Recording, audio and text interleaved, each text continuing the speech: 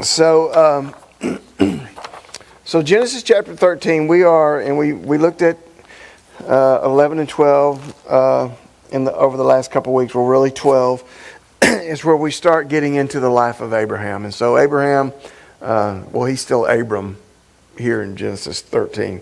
He's not Abraham yet, but he's still Abram. But this is the patriarch of the Hebrew people, the Israelites. We looked at that last week about God, choosing him, beginning that promise. We looked at how he went down to Egypt. God told him to go, and so we're in the early stages of his life. We did see that right off the bat, he has a I don't know what you'd call it. He has right off the bat, he fails to trust God when the famine came into the land. He went down to Egypt. He was afraid because, his wife was beautiful. He was afraid they would kill him for his wife or whatever. And so he concocted a little story. Tell him, you're my husband. You're my sister. I'm going to have to get my thoughts together here. Tell him you're my sister. And so that's what they did. And they bought it. And I don't know if you remember or not, but he really got Pharaoh, because actually it wasn't just like some regular neighborhood guy that wanted her. It was the Pharaoh. It was the king. And so he brings her into the palace, and he just starts giving Abram all these gifts, all this stuff. So Abram actually gets really rich while he's there in Egypt. He gets really rich. I remember we pointed this out last week. Just because you're getting blessed doesn't mean you're right smack in the middle of God's will. Because he was getting rich, but he was completely out of God's will, completely living in a lie and in a sin. Anyhow, so we'll pick it up in 13. So when this is after Pharaoh finds out, gets mad, tells him get out of here.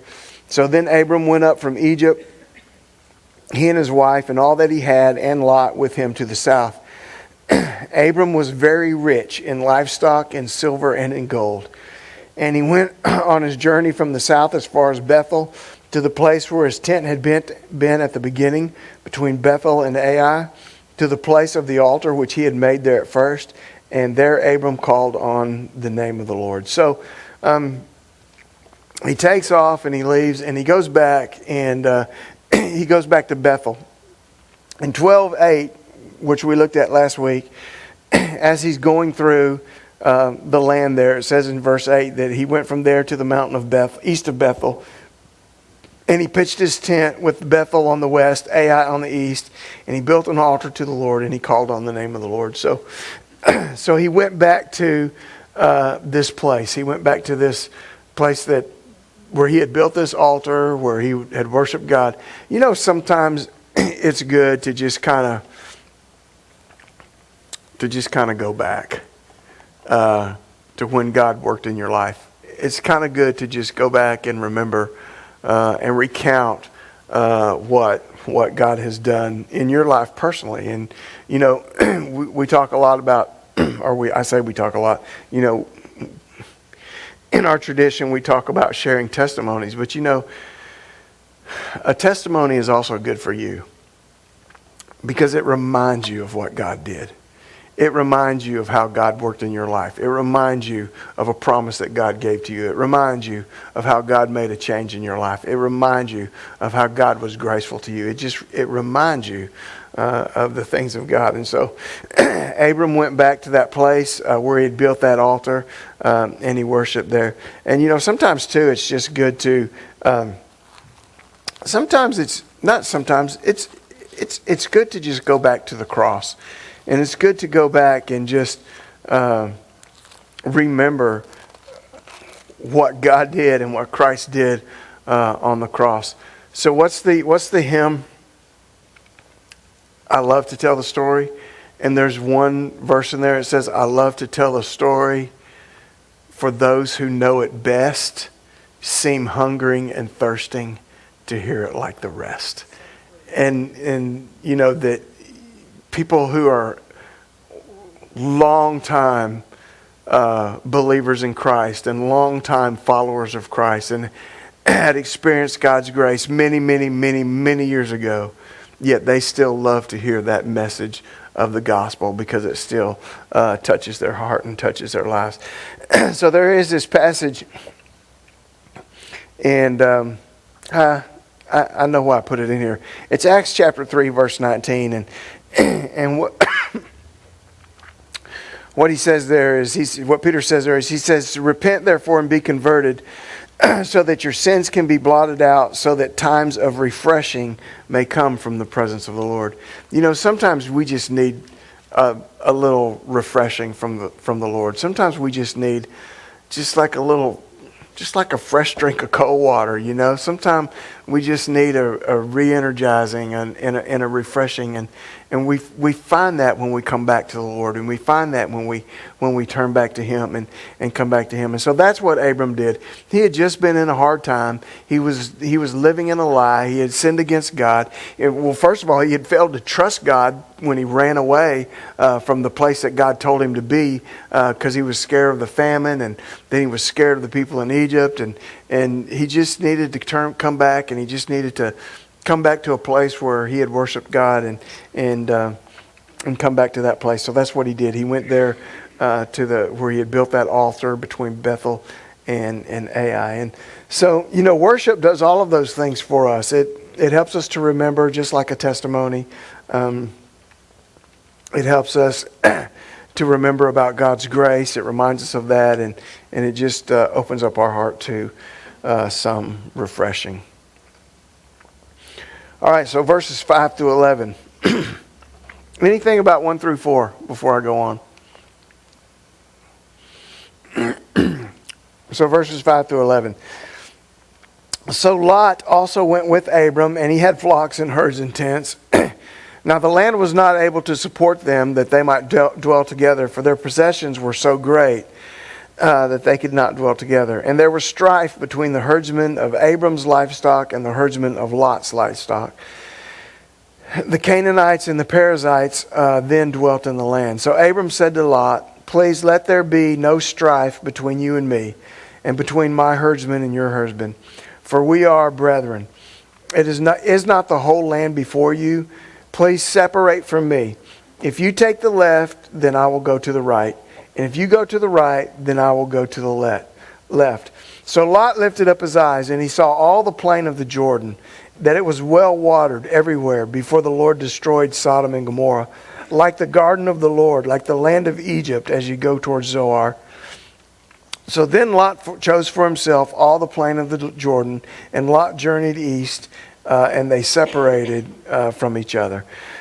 So as they're journeying through the land,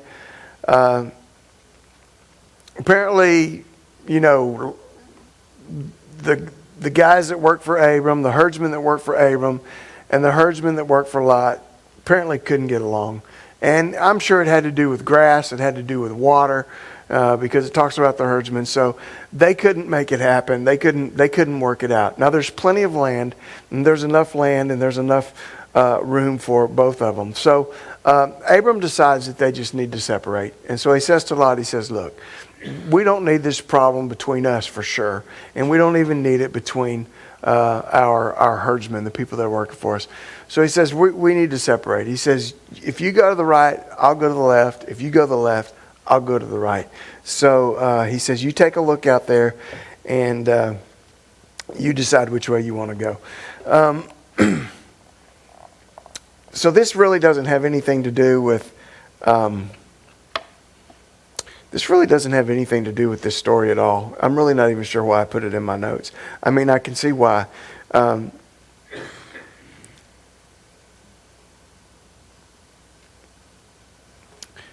I guess I'll just say it. I guess I'll just make the point anyhow. And it's about separation, and it's about separating, and it's about, you know, Abram and Lot separating. You know, separating in the Bible isn't always a bad thing. You know, we think of, you remember in Acts, you remember Paul and Barnabas. They actually did the first missionary journey together, right? The first missionary journey was Paul and Barnabas. They actually took along a little young guy named Mark. And Mark abandoned them at some point really early in the trip. And so the next time, Paul says, hey, he says to Barnabas, he says, hey, he said, let's go back and go visit all those churches, all those places where we went and shared the gospel.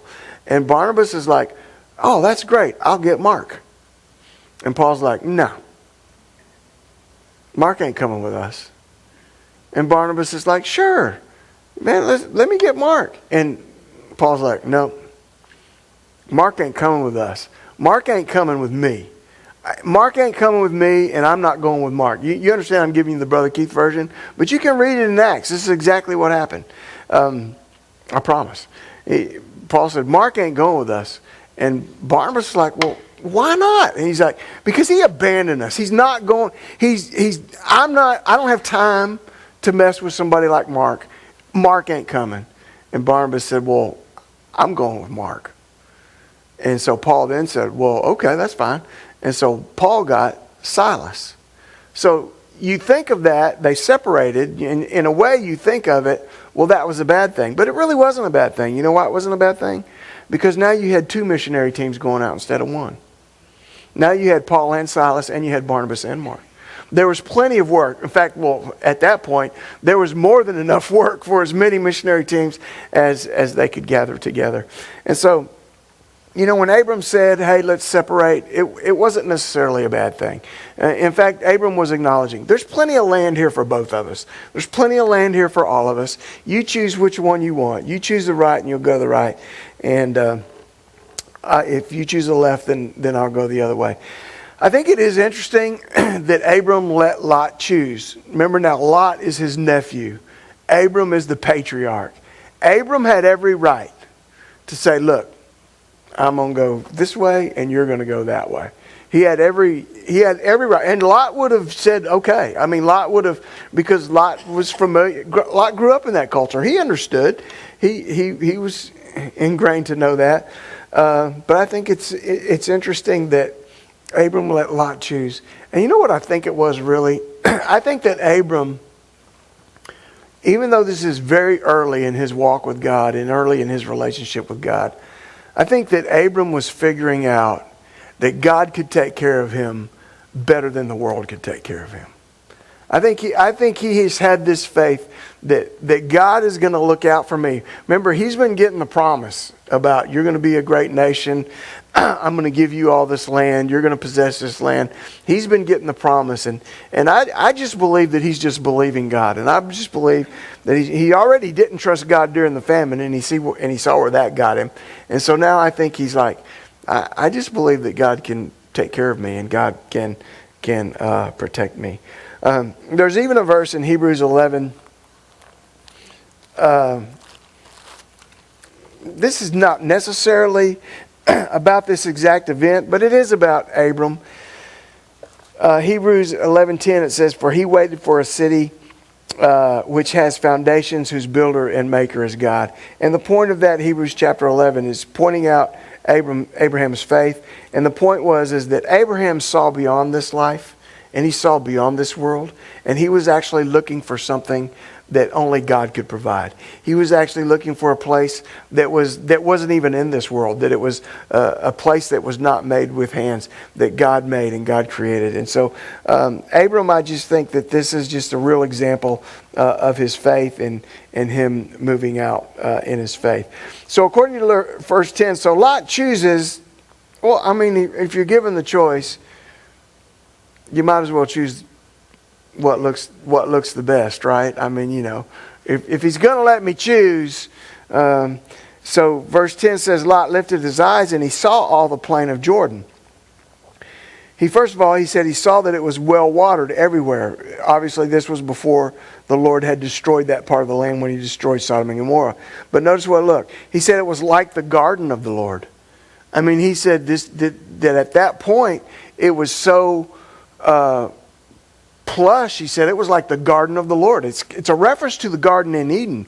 It's the garden of the Lord. That's how green and fruitful and beautiful this was. So it was like the garden of the Lord. It was like the land of Egypt as you go towards Zoar. And this is a reference because the Nile River ran through Egypt. And so when he's saying it's like the land of Egypt, he says it's like those plains along the Nile that were fruitful because they were watered, and they were like a tree planted by the rivers of water. So he saw this very, very, very fruitful land, and he chooses it.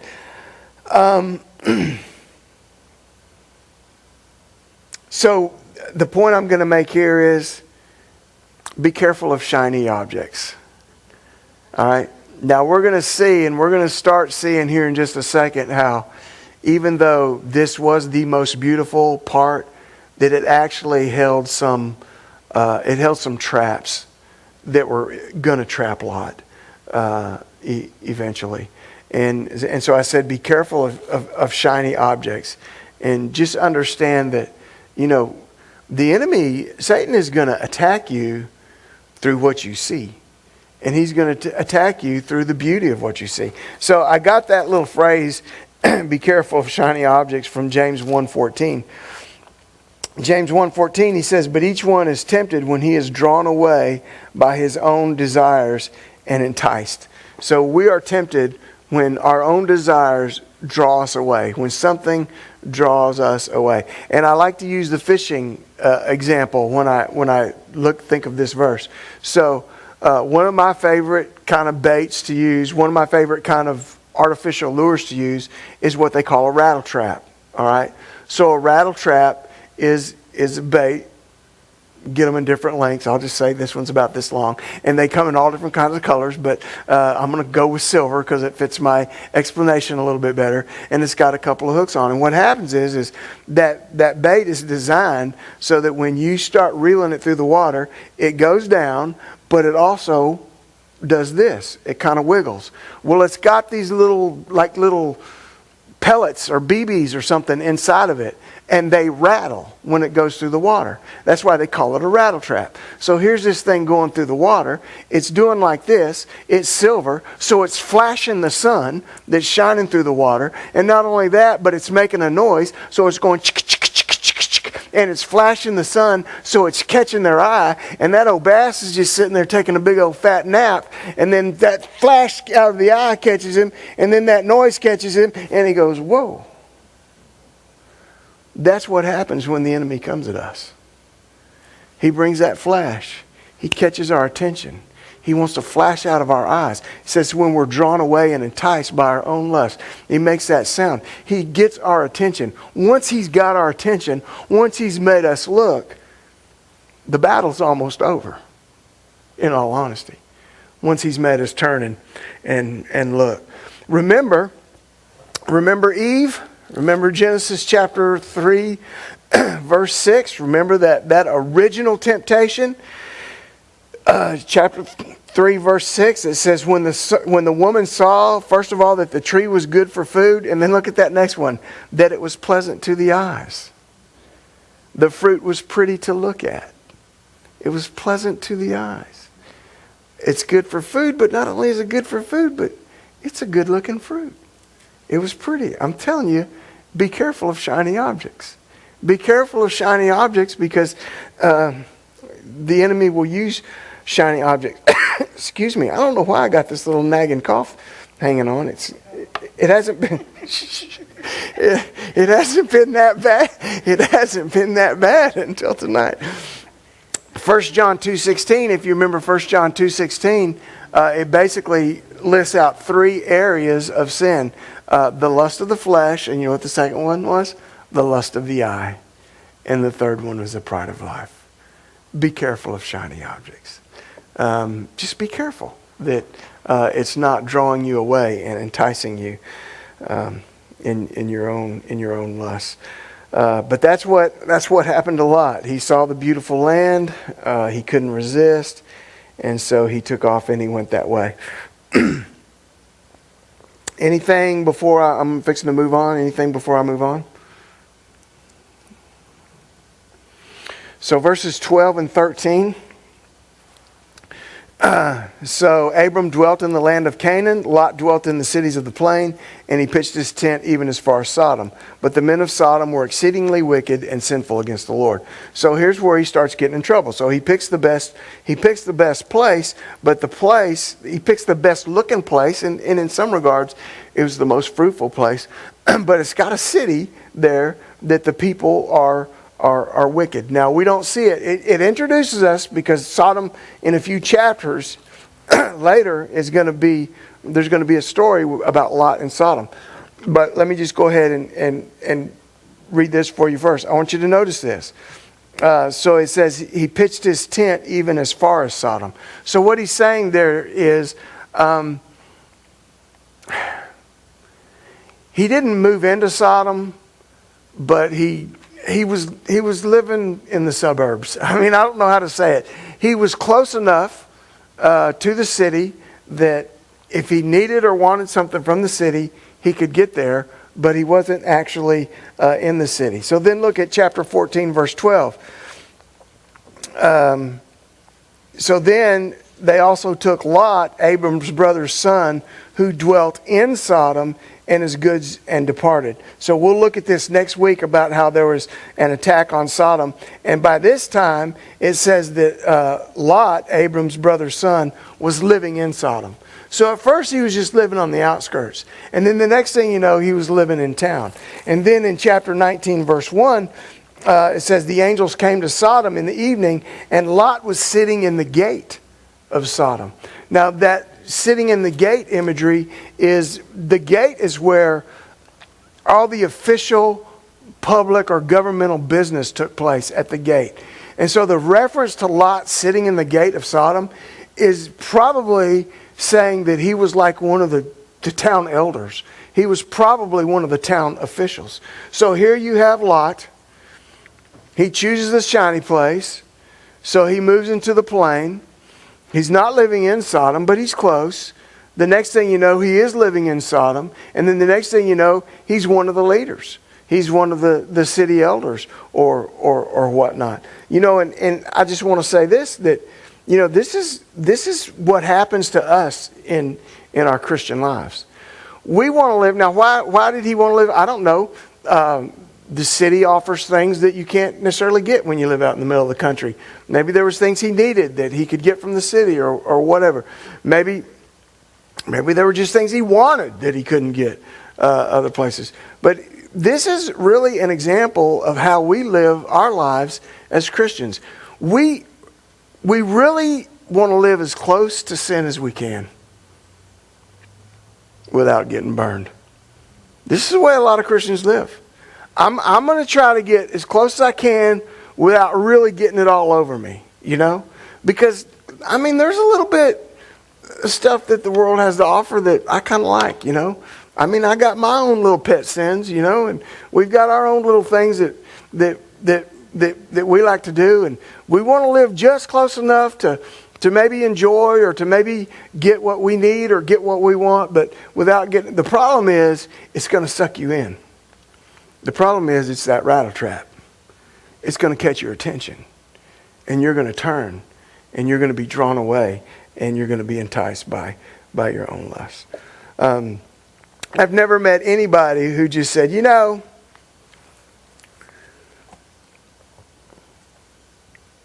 I never met anybody that just woke up and said, you know what? I think I want to become an alcoholic. I've never known it, but I've known many alcoholics. And it happened slowly. And it happened incrementally. And it was step by step, and then it snowballed, and it got bigger, and it got bigger, and it got bigger, and it got stronger. And that's what happens in our lives when we start pitching our tents towards these places of sin, the sin in our lives. Let me finish right quick. So verses 14 through 18. So then the Lord said to Abram, after Lot had separated from him, lift your eyes now and look from the place where you are, northward, southward, eastward, westward. For all the land which you see, I give to you and to your descendants forever. and I will make your descendants as the dust of the earth, so that if a man could number the dust of the earth, then your descendants could also be numbered. Arise, walk in the land through its length, its width, for I give it to you. Then Abram moved his tent, and he went and dwelt by the terebinth trees of Mamre, which are in Hebron, and he built an altar there to the Lord. So in verses 14 through 18, God just sort of renews the promise to Abram, right? He says, "You look north, south, east, west. Look, the whole thing. I'm giving it to you. I'm giving it to your people, your descendants." He said, if you could count the grains of sand on the sea, that's how many your descendants are going to be. In other words, he was saying that the descendants that are going to come from you are going to be so many that you're not even going to be able to count them. He's just renewing this promise that he's giving all this thought. So look, I'm going to do something here.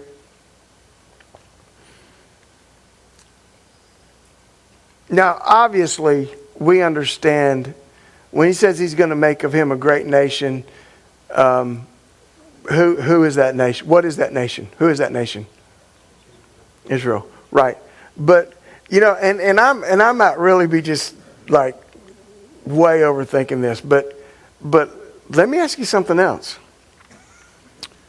Who is the patriarch of the rest of the Arab nations? Abram as well. Did you ever think about that? He is not just the patriarch of just the Hebrew people through Isaac, but he is also the patriarch of the other Arab nations through who? Ishmael, right? So really, his descendants are as great as the sands of the sea. And so and the reason I kind of went off on that little deep end and ran into that little thing was because there are so many points through history where it doesn't look like God actually did, that God was fulfilling the promise and giving it to Abram. Now we understand that ultimately it's going to find its fulfillment in the millennial kingdom, and in the millennial kingdom and in the next life, the new world. But because even in some of your lifetime, there was many, I don't know how long it was, years or decades where there was no Israel, right? Am I right? There was no Israel. And when was it? 1950, 48 when they got their land back? So that's kind of what put me off down that road is, well, why haven't they always just had the land if God said, I'm giving it to you? Well, there's probably a lot of reasons. But another reason is, the Arabs had it, so they're also part of the offspring of Abram. So maybe the promise is fulfilled in that way. That's kind of chasing it a little bit. But yes, sir. To me, Lot chose, but he chose out of greed. Sure. Abraham took what was left. Right. But God says, I give it to you. And with God's gift comes the blessings. Right. Lot didn't have that. That's right. He didn't have God's blessing. That's right. That's exactly right. Yeah, because when it was given by God, the blessings of the land were also given by God. And he didn't give it to Lot. He gave it to Abram. So that is exactly right. Galatians 3:16, just a couple verses I want to throw out here. He says, now to Abraham and his seed were the promises made. He does not say unto seeds as of many, but as of one, to your seed, who is Christ. And so what Paul is saying here in Galatians is, he's saying that the promise was given to Abraham and his seed, but he's making this point. He's saying, look, he's talking about a nation, but he's actually talking about one particular person, and that person being the Messiah, that person being Jesus Christ. Romans 4:11. So this Romans 4:11 even expands Abram's patriarchy. Is that the word? It even expands Abram's patriarchy bigger because it says this, and he received the sign of circumcision, the seal of the righteousness of the faith, which he has made while still uncircumcised, that he might be the father of all those who believe though they are uncircumcised, that righteousness may be imputed to them, that he might be the father of all those who believe. That means in some way, of course, he was the patriarch of Christ, what we just read in Galatians, and now here in Romans, he is also basically our patriarch because he is the father of all who believe, all who trust in Christ, and all who find themselves in Christ. So Abram appears to, at this point, verse 18, back over in Genesis 13, it says he moved his tent to go over to live by the terebinth trees of Mamre, which are in Hebron, and he built an altar there to the Lord. So it seems like Abram kind of finds him a little spot where he's going to settle down for a little bit, and he's going to kind of live for a little bit, and he builds him an altar there. So one of the things that is so, we've only had 2 real chapters of Abram, and he is just building altars and worshiping over and over and over. And it just says to me how important that the worship is in our lives, how important it is to our walk and to our relationship with God, how important it is that we use this worship to express our love, to express our thanksgiving, to give God glory, to give Him praise, and all of those things that we use worship, that it is just that important to our lives and to our walk with God. So, anything before that's all I got for Genesis 13. Anything on Genesis 13?